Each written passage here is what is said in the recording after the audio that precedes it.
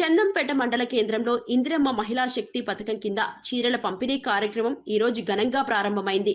గ్రామ పంచాయతీ భవనంలో నిర్వహించిన ఈ కార్యక్రమం దేవరకొండ ఎమ్మెల్యే బాలు నాయక్ సూచనల మేరకు అర్హత కలిగిన ప్రతి మహిళకు చీరలు అందేలా చేపట్టబడింది. స్థానిక మహిళలు పెద్ద సంఖ్యలో హాజరై కార్యక్రమంలో పాల్గొన్నారు. ఈ సందర్భంగా మండల పార్టీ అధ్యక్షులు జరుపుల నాయకులు, మాజీ కోఆప్షన్ సభ్యుడు ఎండి సాదిక్, మాజీ ఎంపీటీసీ మల్లయ్య, శాఖ అధ్యక్షులు ఎడ్ల రాములు యాదవ్, మాజీ సర్పంచ్ గోసుల కవిత, అనంతగిరి ఎండి నజీర్, నక్కా నరసింహ యాదవ్, పద్మ తదితరులు పాల్గొని మహిళలకు చీరలు అందజేశారు.